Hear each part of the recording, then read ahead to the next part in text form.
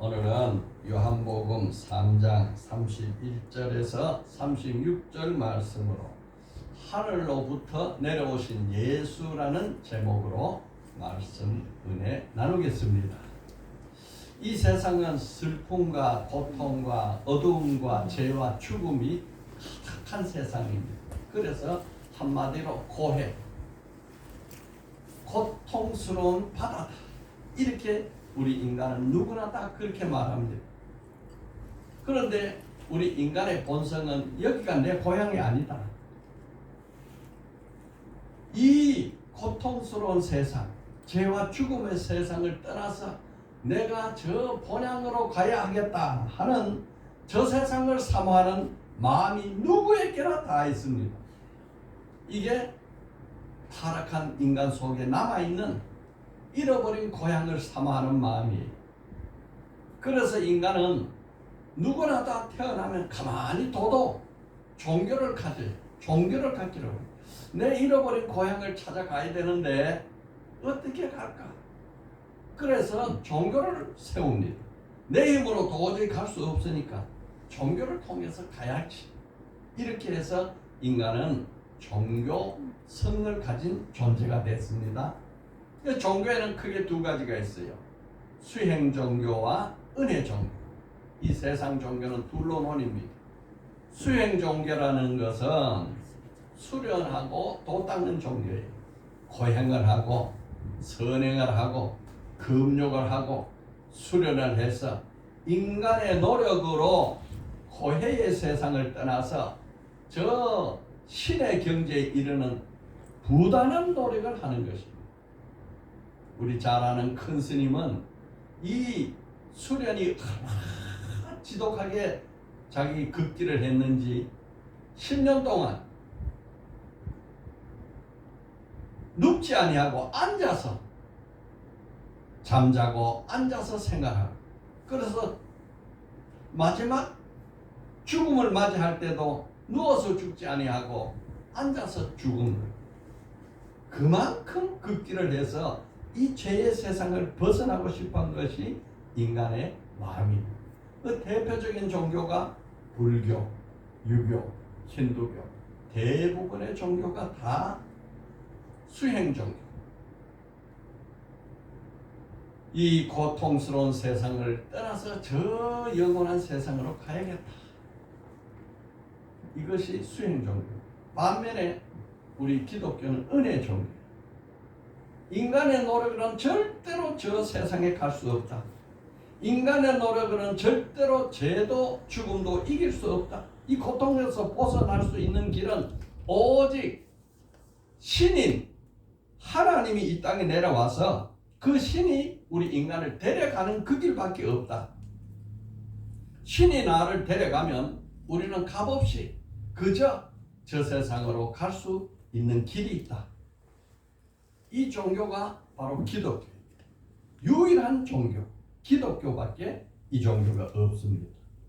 그렇기 때문에 수행 종교는 인간이 본성으로 만들어낸 자연 발생적인 종교성에서 나온 종교이기 때문에 자연 종교라 그래요. 반면에 우리 기독교는 하나님의 계시로 이 길을 가르쳐 주시기 때문에 은혜 종교라, 또 계시 종교라, 계시 종교. 하나님이 계시로 주셨다. 그 성경은 뭐냐? 성경 말씀은 다 하나님의 계시의 말씀. 수행 종교는 인간이 만들어낸 종교이고, 우리 기독교 은혜 종교는 신이 만든 종교입니다. 이제 대림절을 맞아서 하늘로부터 내려오신 예수, 이 은혜를 나누고자 합니다. 이 설교를 통해서 우리는 내 설교 이야기를 들으려 하지 말고 예수를 만나려고 했어요. 내가 예수를 만나야겠다. 예수 만나게 하여 주시옵소서. 이 기도하는 마음으로 오늘 말씀을 들으시기를 바랍니다. 자, 첫째, 다 같이요, 시작. 예수는 하늘로부터 내려오신 하나님의 아들이다. 이 성경의 이야기가 바로 이것을 가르쳐 주려는 거예요. 모든 사람에게 가장 중요한 질문 하나가 있다면 그 질문이 무엇일까? 그 질문은 예수는 누구신가? 하는 질문. 예수는 누구신가? 왜 예수는 누구신가 하는 질문이 그렇게 중요한가? 이 예수를 누군가 아느냐 모르느냐, 믿느냐 믿지 않느냐에 따라서 우리 인생의 길이 둘로 나눠집니다. 우리가 저 영원한 세상으로 육신을 벗고 갈 때에 그 두 길목에 다 예수가 서 있는데, 예수를 알고 믿은 사람은 영생의 길로, 믿지 않고 모르는 사람은 영벌의 길로, 예수를 믿은 사람은 저 영원한 천국으로, 믿지 않는 사람은 저 영원한 지옥으로 길이 논하죠. 그래서 이것이 그렇게 중요합니다. 우리가 학교에서 배울 때는 예수를 누구라고 배웠습니까? 4대 성인 중에 하나다.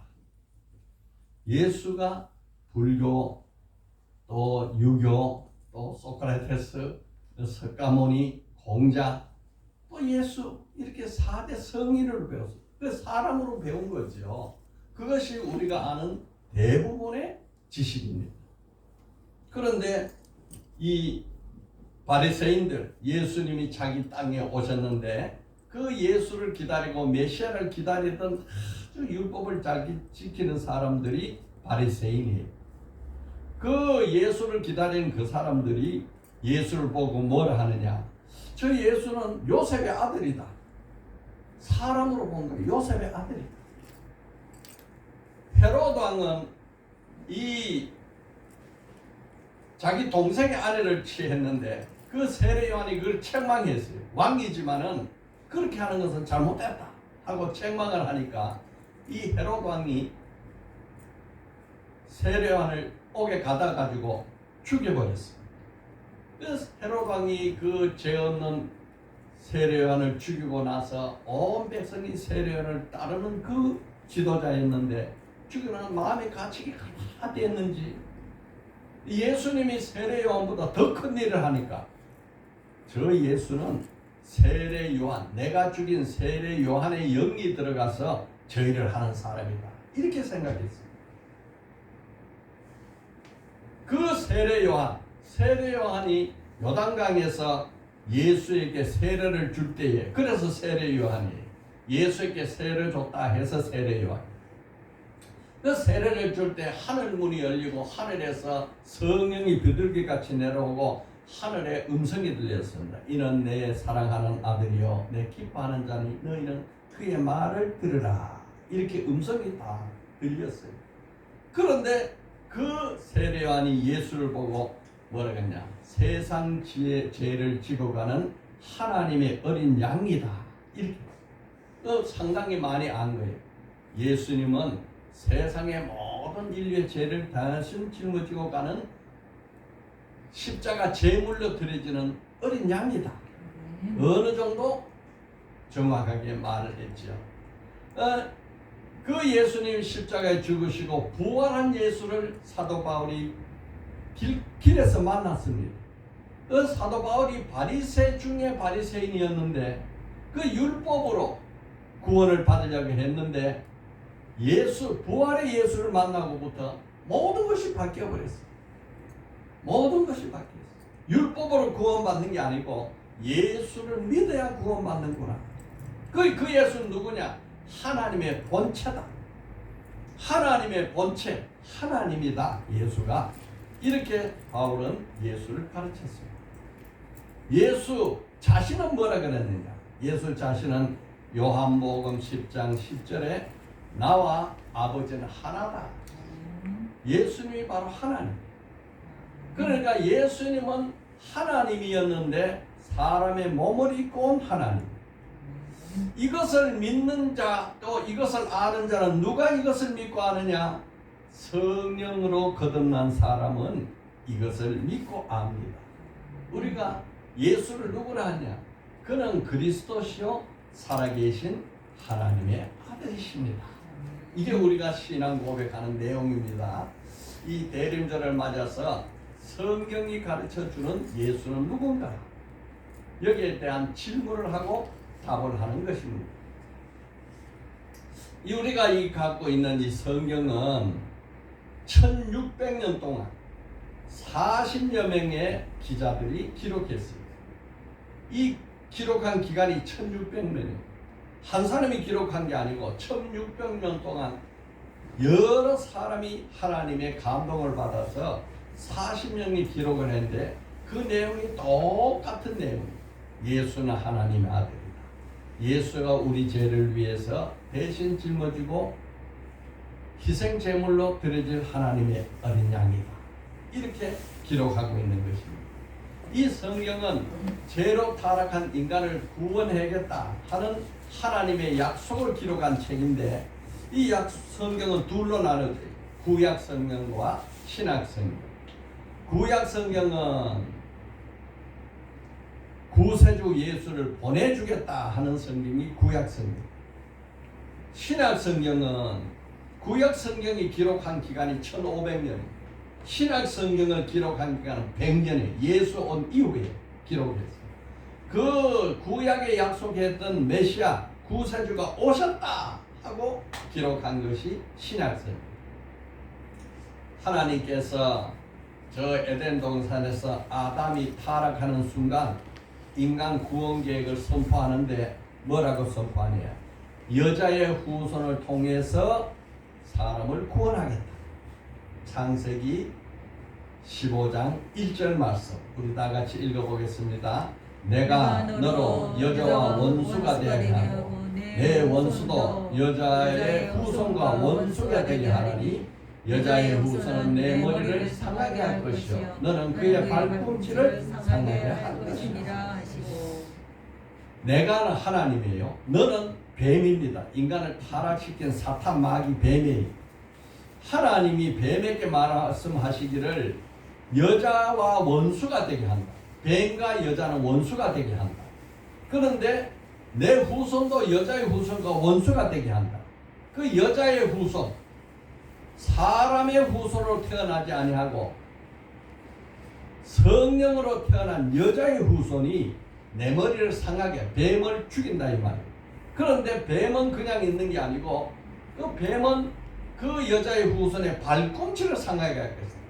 십자가에서 죽게 할 것이다. 그러나 십자가 죽음으로 부활하심으로 말미암아서 죽음을 이기십니다. 이것이 4,000년 동안 여러 선지자를 통해서 약속의 말씀으로 메시아 약속을 전해왔습니다. 이것이 첫 번째 구원 약속이에요. 그래서 이걸 갖다가 원복음에 원복 첫째 구원하시겠다는 하나님의 약속 가장 기본적인 원래의 복음이 바로 창세기 15장 3절 원복음입니다. 그리고 이어지는 많은 선지자를 통해서 메시아 예수를 보내겠다 했는데 이제 구체적으로 설명합니다. 그 중에 대표적인 예언의 말씀이 이사야 선지자가 예수가 탄생하기 700년 전에 메시아는 이렇게 올 것이다 하고 선포를 했어요. 이사야에서 7장 14절에 또 읽어봅시다. 두 번째 증거입니다. 시작. 보라 처녀가 잉태하여 아들을 낳을 것이요 그 이름을 임마누엘이라 하리라. 여자의 후손이죠. 그 처녀가 잉태하는 거예요. 여자로부터 성령이 잉태케 해서 아들을 낳을 것이다. 임마누엘이라. 임마누엘 엘이 하나님이에요. 임마누는 우리와 함께한다. 그 하나님이 영이시니까 우리는 하나님이 어디 계신지 모르죠. 볼 수도 없죠. 그런데 육신을 입고 오면은 우리와 함께하는 거예요. 하나님이 우리와 함께하기 위해서 육신을 입고 오신 분이 예수다. 그분은 처녀로 잉태된다. 이 두 번째 예언이죠. 네, 많은 예언이 있지만은 그 중에 중요한 것만 뽑은 겁니다. 세 번째 예언이 뭐냐? 미가서 선지자가 이사야 선지자와 같은 시대 사람인데 700년 전에 그는 예수 메시아 여자의 후손은 베들레헴에서 태어날 것이다. 이렇게 예언을 했어요. 미가서 5장 2절에 하나님의 아들은 베들레헴에서 태어난다. 여러분 이제 장수도 나왔어요. 그 예수가 육신을 입고 저 인간 구원을 위해서 왕으로 오셔서 예루살렘 성에 들어갈 때에 어떤 모습으로 들어갈 거냐? 선지자 스가랴가 9장 9절에 뭐라 그랬어요? 다같이 네 번째 예언입니다. 시작. 왕이신 예수님이 나귀를 타고 예루살렘 성으로 들어갈 것이다. 이렇게 예언을 했어요. 예루살렘 성으로 들어가는데 말이나 백마리나 거창하게 들어가지 않고 나귀 새끼 타고 들어가요. 이렇게 예수님이 겸손하게 아무도 모르게 오신 것입니다. 다섯 번째 스가랴 선지자는 이렇게 증거했어요. 그 예수가 예루살렘에 들어가면은 그 사람이 그를 파는데 은 30에 팔 것이다. 이것을 예언했습니다. 이것도 700년 전에 예언했어요. 예수님이 온 세상의 죄를 대신 짊어지고 은 30에 팔려서 돌아가실 것이다. 스가랴 선지자가 예언했습니다. 그 예수님이 왜 십자가 지고 고난받고 죽어야 하느냐? 700년 전에 이사야 선지가 예언하기를 그가 죽는 것은 우리 죄 때문에 죽는 거지 그 죄가 있어 죽는 게 아니다. 우리 죄 때문에 그가 죽어서 우리는 죄에서부터 해방받는다 하는 예언을 이사야서 53장 5절에 이렇게 예언했어요. 다 같이 읽어봅시다. 시작. 그가 찔림은 우리의 허물 때문이요 그가 상함은 우리의 죄악 때문이라. 그가 징계를 받음으로 우리가 평화를 누리고 그가 채찍에 맞음으로 우리가 나음을 받았도다. 그래서 예수님께서 육신을 입고 성탄절에 오셔서 또 십자가를 지고 돌아가셨어요. 이 다양한 예언의 말씀이 성취될 가능성은 1000만분의 1도 안 돼요. 오시기 전 수백 년 전에 수천 년 전에 여자의 후손으로 올 거다. 그분은 처녀가 잉태해서 올 것이다. 그분은 베들레헴에서 태어날 것이다. 그분이 왕으로 오셨는데 나귀 새끼 타고 갈 거다. 그가 은 30에 팔려서 죽을 거다. 그가 죽는 것은 자기 죄 때문이 아니고 나의 죄 때문에 죽는다. 이 예언을 성취한다는 것은 수천만 분의 1도 안 되는 예언인데 마태복음 1장 20절에서 23절에 마태 사도가 그 예언의 성취를 선포한 거예요. 성탄절이 바로 이 예언의 성취, 이것의 선포입니다. 우리 마태복음 1장 20절 23절 다 같이 읽어봅시다. 이 일을 생각할 때에 주의 사자가 현몽하여 이르되 다윗의 자손 요셉아 내 아내 마리아 데려오기를 무서워하지 말라. 그에게 잉태된 자는 성령으로 된 것이다. 아들을 낳으리니 이름을 예수라 하라. 이는 그가 자기 백성을 그들의 죄에서 구원할 자이심이라 하리라. 이 모든 일이 된 것은 주께서 선지자로 하신 말씀을 이루려 하심이니 이르되 보라 처녀가 잉태하여 아들을 낳을 것이요 그 이름을 임마누엘이라 하리라 하셨으니 이를 번역한즉 하나님이 우리와 함께 계시다 함이라. 이렇게 해서 예수님께서 이 세상에 오셨는데 그분은 하늘로부터 내려온 하나님의 아들이었습니다. 믿어지시면 아멘입니다. 믿으시면 아멘입니다. 이것을 믿으면 천국 들어가고 영생을 얻습니다. 아멘 할렐루야. 얼마나 좋습니까? 이게 바로 은혜 종교, 계시 종교입니다. 자, 둘째 뭐라 그랬어요? 예수님은 시작. 예수님은 하늘에서 보고 들은 것을 증언하셨다. 예수님은 하늘에서 보고 들은 것을 이 땅에 와서 우리에게 증언했어요. 오늘 본문 3장 요한복음 3장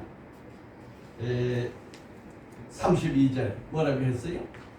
하늘로부터 오신 이는 만물에 계시니 그가 친히 보고 들은 것을 증언하되 그의 증언을 받는 자가 없도다. 예수님이 하늘에서 천지 만물을 지으실 때에 보고 들은 것을 다 우리에게 전해줬는데 야, 그 말이 그렇구나 하고 믿는 자가 없더라는 거예요. 여러분, 이게 참 기가 막힌 일입니다.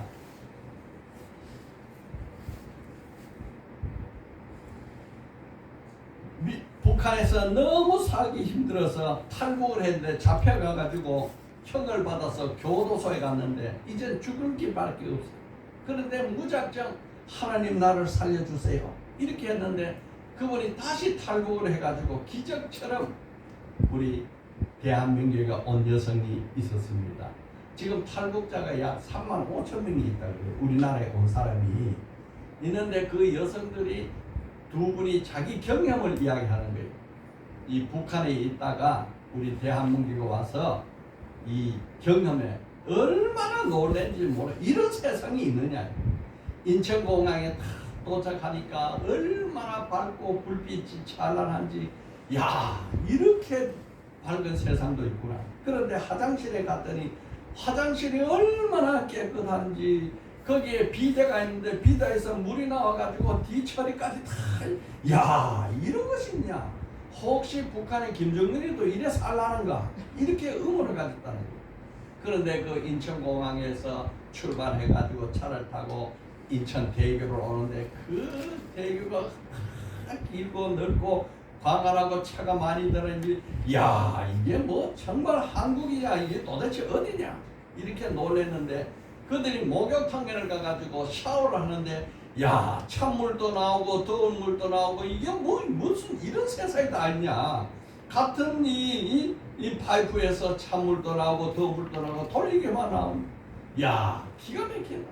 이게 대한민국이란 말이야. 이렇게 하면서 지하철을 탔더니 아이고, 거기는 계단이 있었는데 계단이 그냥 올라가는 거예요. 오르락내리락 계단에 에스컬레이터가 있는 거예요. 이건 듣도 보도 못한 것이 여기에 있구나.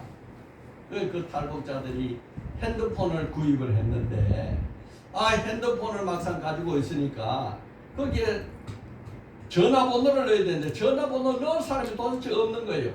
그래서 이 사람 저 사람 아무거나 막 잡아 이어가지고 10명이 되니까, 야, 나도 이제 핸드폰 10명을 저장했다.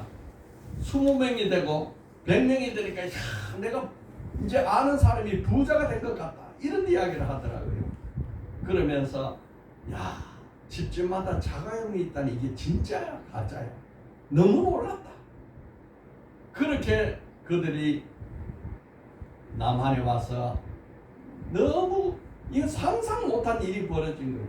그들이 이제 국정원에서 건강검진을 하는데 의사들이 아주 기가 막힌 의술을 가지고 건강검진을 하고 작은 질병도 다 찾아내니까 너무 놀란 거예요. 그리고 국정원에서 식사를 제공하는데 부페 식사를 주더래요. 그래서, 야, 남한에 와서 썩은 부패된 음식을 준단 말이야. 그랬더니 그게 아니고 얼마나 많은 음식이 처라졌는지 먹고 싶은 대로 가져가는 게 부패라는 거예요. 야, 서울에서 부산까지 기차로 가는데 2시간 30분이면 도착한다 하는 기차가 있다. KTX란다. 그게 말이 되냐? 우리는 저 평양에서 저 신의주까지 가려면 맨날 며칠 가야 되는데 무슨 2시간 반 만에 가냐. 그런데 자기 아는 사람이 서울에 출발하더니 2시간 반 만에 부산 도착하고 사진을 찍어 보냈더니, 야, 세상에 이런 나라가 있느냐. 그래서 그 사람이 국정원에 나와서 서울로 왔는데 15평 아파트를 하나 주더래. 아파트에 가봤더니 승강기가 있어가지고 엘리베이터를 타고 다니니까 너무 놀랍다는 거예요. 그리고 방마다, 북한에는 이게 백일등밖에 없는데 형광등이 다 켜가지고 봤더라. 너무 놀랍다는 거예요. 그런데 전기밥솥을 주는데 그 전기밥솥에 밥을 하니까 밥이 맛있게 다 됐어요 그러더래. 야, 이런 기계가 어떻게 사람 말을 다 하냐. 너무 놀랐다는 거예요. 세탁기를 돌렸는데 세탁기에서 물이 출출출출 흐르는 옷이 나와야 되는데 탈수가 싹 다 돼가지고 물이 한 방울도 안 떨어지는 옷이 나오니까 너무 놀랍다는 거예요. 텔레비를 앉아서 리모컨으로 여기저기 돌려보니까, 야, 이게 너무 신기하다. 북한에는 텔레비 채널 하나밖에 없어요. 그런데 이게 뭐 수십 개, 수백 개가 막 돌아가니까 이럴 수가 있네. 북한에서 남한에 와도 그 상상하지 못할 문화적 충격이 일어나는 거예요. 우리는 이걸 일상생활하고 있어요. 그런데 하늘에서 영원한 하늘의 영이신 하나님이 육으로 이 땅에 와서 하늘나라 이야기를 전해주는데 우리가 그걸 믿을 수 있겠습니까? 이보다 충격이 더 큰 거예요. 예수님이 첫째 뭐라고 가르쳐 주셨느냐? 하늘에서 들은 이야기를 전해주는 겁니다. 첫째, 하나님은 사랑이시야. 그런데 그 하나님 바로 너의 아버지라는 거야. 야, 하나님은 얼마나 거룩하고 높은 데 계시고 무서운 하나님인데 그게 어떻게 나의 아버지가 된단 말이야. 예수님께서 너희는 이렇게 기도하라. 하늘에 계신 우리 아버지여.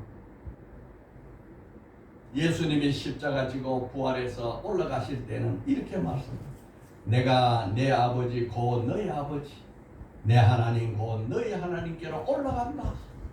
여러분, 하늘에 계신 하나님이 우리 아버지라고 믿어지면은요 기적입니다. 믿으시면 아멘입니다. 아멘. 그 하나님이 믿어지면, 내 아버지라고 믿어지면 우리는 모든 염려, 근심, 두려움 가질 게 없어요. 전능한 하나님이 아버지시. 둘째, 뭐라고 했냐? 우리는 듣도 보도 못하던 말씀을 가르쳐 주는 거예요. 성령을 통해서 사람은 두 번 태어난다. 중생의 원리를 가르쳐 주는 거예요.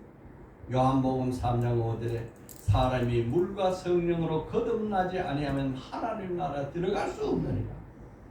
예, 이 이야기를 들은 사람은 유대의 율법 지도자 산헤드린 공회원 니고데모였는데, 아니 사람이 어떻게 또 태어납니까? 한번 태어나면 되지. 이 중생의 원리, 처음에는 부모가 우리를 낳아줬어요. 그 생명을 비오스라고.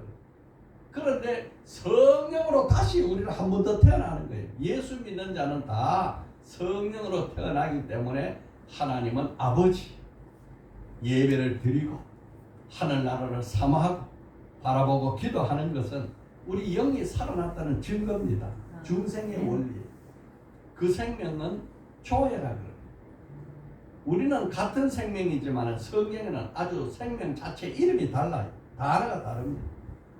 그런데 그 예수님이 또 말씀하시기를 뭐라고 하느냐? 너희가 나를 믿으면 모든 죄사함을 받는다. 이 기가 막힌 이야기를 하는 거예요. 아니 우리가 얼마나 많은 죄를 졌는데 우리 죄가 어떻게 일시에 없어진단 말이냐? 물로 씻어서 없었냐? 불로 태워서 없었느냐? 내 몸과 영혼에 꼭 붙어있는 이 죄가 어떻게 없어진단 말이냐? 예수님이 마태복음 9장 6절에 인자가 세상에서 제사하는 권세가 있는 줄을 너희도 알게 하려 합니다. 여러분, 우리가 예수 믿는 그 순간에 많은 죄가 다 풀려지고 죄의 사슬로부터 우리가 자유를 받는다는 것. 진리가 너희를 자유케 하리라 하는 이 기가 막힌 가르침을 우리는 배우고 있습니다. 이게 은혜 종교예요. 계시 종교예요.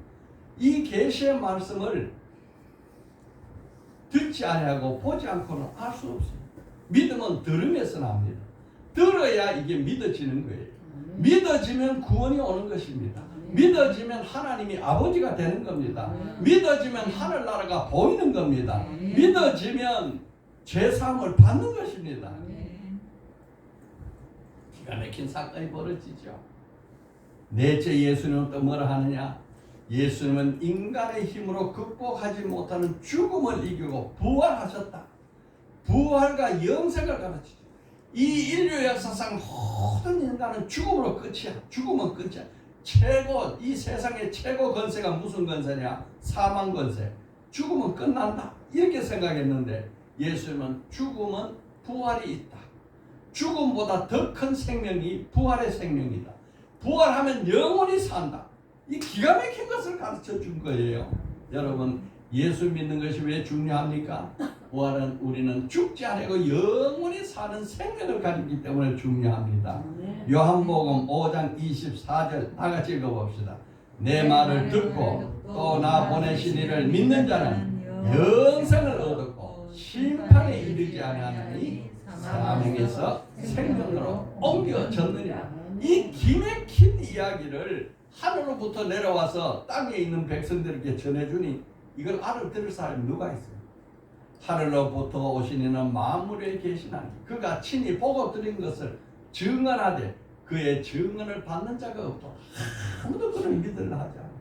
오늘 이 말씀이 믿어진다면은 이것은 내가 아니고 내 안에 성령이 나를 거듭나게 해서 믿도록 해준 겁니다. 믿지 못하는 것은 아직도 내가 거듭나지 않았다는 뜻입니다. 여러분, 지금은 성령의 이야기를 하는 것이고 성령으로 깨닫게 되는 것이고 성령으로 시인하게 되는 것입니다. 뿐만 아닙니다. 다섯 번째, 예수는 뭘 가르쳐 주냐? 내가 다시 와서 재림해서 이 세상을 심판할 것이다. 이걸 가르쳐 준 거예요. 여러분, 이 세상의 다른 종교는 윤회 종교입니다. 다 빙빙빙빙빙빙 끝없이 돌아갑니다. 윤회 종교인데 우리 기독교는 창세기에 시작이 있고 계시록에 끝이 있다. 시작과 끝이 있고 심판이 있다 하는 것이 기독교 사상입니다. 그리고 이 세상은 끝나고 새하늘 새 땅 영원한 하늘나라가 열려진다 하는 것이 기독교 계시 종교에 가르쳐 주는 거예요. 요한복음 5장 22절에 아버지께서 아무도 심판하지 아니하시고 그 심판을 다 아들에게 맡기셨다. 하나님이 친히 심판하는 게 아니고 하나님의 아들 예수 그리스도에게 심판의 권한을 맡겨주셔서 그래서 예수를 믿으면 죄와 심판을 받지 아니하고 영생으로 올라간다. 믿지 않으면 죄와 사망에서 영벌로 떨어진다. 이렇게 말하죠. 이렇게 예수님은 더 많죠. 수많은 것을 가르쳐 주셨는데 지금 대표적인 5가지 중요한 걸 가르쳐 드린 거죠. 그러나 세상 사람들은 이 영의 무지한 이유로 인해 가지고 그의 말씀을 받지 않은 거예요. 그 말하는 것은 차라리 죽이려고. 예수님은 이 세상에 그뿐이 아니고 천국 이야기를 세상에 전해줄 때에 세상 사람들이 못 알아들으니까 그림어라 그림같이 말하고 비유어는 비유로 말씀합니다. 저 들에 핀 백합화를 보라. 솔로몬의 옷보다 아름답지 않느냐. 더 공중에 나는 새를 보라. 먹을 것 심지 않고 거두지 않아도 하나님 다 먹이고 입히지 않는 다 그림어. 그리고 말씀을 비유를 하는 거예요. 복음 전하는 복음 전파의 비유. 또 이 구원의 비유. 여러 가지 비유로 말씀하는 못 알아들으니까 재림과 심판의 비유. 마태복음 14장은 복음 전파의 비유, 씨 뿌리는 비유, 겨자씨 비유, 가라지 비유, 밭에 감추인 보화 비유, 좋은 진주 구하는 장사 비유, 여러 가지 비유가 있어요. 그 중에 시간 관계상 하나 비유만 들어서 말씀드리겠습니다. 마태복음 13장 44절에 뭐라 그랬어요? 천국은 마치 밭에 감춘 보화 같으니 사람들이 이를 발견한 후 숨겨두고 기뻐하며 돌아가서 자기 소유를 다 팔아 그 밭을 사느니라. 천국은 뭐와 같으냐? 밭에 감춘 보화 같다. 보화가 예수입니다. 사람들이 그 예수를 발견하고는 내가 가진 게 아무 소용도 없구나. 그래서 기뻐하면서 돌아가가지고 내 있는 거 다 팔아가지고 예수 그분을 보배 예수를 사버립니다. 그 예수를 만난 기쁨이 크다는 겁니다. 그 즉각적으로 그러죠. 이거는 무엇을 비유한 것이냐? 고대 사회에는 은행도 없어요. 그래서 보석이나 재물이 있거나 보화가 있으면 은행에 맡길 데가 없으니까 땅에 묻어놔요. 자기 집 밑에 묻어놓든지 밭에 묻어놓든지 묻어놔요. 그런데 어떤 사람들이 그 밭을 갈다가 그 보화가 발견된 거예요. 야, 여기 보화가 있구나. 그러면 그 밭을 다시 탁 갖다 놓고 그 밭을 내가 사버려. 그러면은 밭을 소유한 사람이 보화의 주인이 되는 거예요. 그런 이 사회의 이 재물 보관법을 근거로 해서 이 보화를 설명하는 거예요. 그래서 예수님은 다 드러나서 저분은 정말 위대한 왕이고 저분은 정말 위대한 하나님의 아들이고 이렇게 해서 왕같이 오신 분이 아니고 그분은 초라한 인간의 모습으로 말구이의 어린아이로 이렇게 오셨단 말이에요. 그 보아 보배 예수를 누가 알아요? 밭에 감추인 예수 보아야. 그 예수를 아는 사람은 완전히 운명이 바뀌는 거예요. 그 기쁨이 너무 큰 거예요. 모든 것을 버리고 그 법에 따라가는 겁니다. 슈바이처 박사가 그랬고 인도의 썬다신이 그랬고 우리나라의 선교사로 한 토마스 선교사가 그랬고 아펜젤라 선교사가 그랬고 언드우드 선교사가 그랬고 여러분 선교사가 우리 전도해보면 알아요. 전도해가지고 전도고 세상에 나가면요. 야 사람들이 맞아주는 사람도 기다리는 사람도 없는데 예수를 전해야 되는데 그런데 그 예수를 전하기 위해서 욕을 들어가면서 거절 받아가면서 전하는 거예요. 왜? 보배 예수이기 때문에. 미국의 선교사, 언더우드 선교사, 아펜젤라 선교사가 이 땅에 왔을 때에 말도 통하지 않지요. 문화도 맞지 않지요. 생활 방식도 다르죠. 왜 그 좋은 미국 버리고 이 1885년 그 어두운 조던 땅에 와서 복음을 전했나요? 보배 예수를 만나기 때문에. 그 예수를 전해야 되기 때문에. 좋은 거 다 버리고. 마태복음 25장은 주님이 재림하고 심판한다는 비유가 있어요. 그 비유는 다 그래요. 천국은 마치 열처녀와 같다. 달란트와 같다. 양과 염소와 같다. 이렇게 다 비유로 말한 거예요. 이걸 다 설명할 수는 없죠. 예수님이 천국의 소식을 전해주기 위해서 이제 하나하나 제가 전해드리겠습니다. 예수님은 이 땅에 오셔서 하나님 말씀만을 전했습니다. 요한복음 오늘 본문 3장 34절 하나님이 보내신 이 예수는 하나님의 말씀을 하나니 이는 하나님의 성령을 한없이 주십니다. 이 예수를 믿는 자는 영생을 얻는다.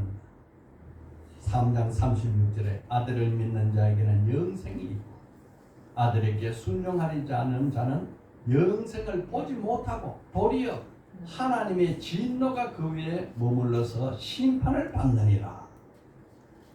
그러므로 여러분 성탄절 맞이해서 이 대림절 기간에 예수가 누구인가 아는 것이 지혜의 근본이고 그것이 바로 죄에서부터 노임받는 자유를 얻는 길이요. 그것이 영원히 사는 새 생명, 조회를 받는 생명이요. 그것이 영원한 참된 기쁨을 누리는 것이요. 그야말로 무엇과도 바꿀 수 없는 감사와 행복과 영생이 바로 예수 안에 있습니다. 우리는 이 예수를 어떻게 만날 수 있을까요? 예배를 통해서 만납니다. 말씀을 통해서 만납니다. 기도를 통해서 만납니다. 전도를 받음으로 만납니다. 그런데 제가 날마다 예수를 꼭 만나고 싶어서 주님 앞에 기도를 했죠. 주님, 날마다 예수 만나는 방법 물론 만나겠죠. 그런데 내가 진짜 예수님이 이런 분이구나 하고 만나서 깨닫게 하는 방법은 없을까요? 기도하는 중에 기가 막힌 지혜를 가르쳐 주세요. 사복음서를 읽어라. 마태복음, 마가복음, 누가복음, 요한복음 이 사복음서는 예수의 생애를 써놓은 성경이 복음서라고 복음 하늘나라의 소식을 전한 말씀입니다. 그래서 제가 1년에 성경을 몇 번씩 하지만은 그렇게 줄줄 읽어가는 거는 이 통독이라 그러는데 그 통독 말고 별도로 시간을 내서 사복음서는 별도로 읽어요. 매일 읽어요. 매일 읽어서 예수님 오늘 이 복음서에 나타난 예수님 만나게 해주세요. 예수님 만나고 싶습니다 하면서 사복음서를 매일 따로 읽습니다. 여러분 예수님 만나기 원합니다. 어떻게 만나요? 사복음서를 읽으면서 예수가 이런 분이었구나. 예수님이 이렇게 말씀하셨구나. 예수님이 이렇게 해서 오셨구나. 예수님이 나를 이렇게 사랑하시는구나. 이것을 날마다 깨달으며 내 안에 계신 예수를 만나신 걸 예수로 축복합니다. 아멘 할렐루야. 하늘로부터 내려오신 예수. 첫째 뭐라 그랬어요? 예수님은 하늘로부터 내려오신 하나님의 아들이다. 둘째, 예수는 하늘에서 보고 들은 것을 증언하셨다. 한 줄 기도합니다. 주여 나에게 예수를 더 깊이 아는 지혜의 성령을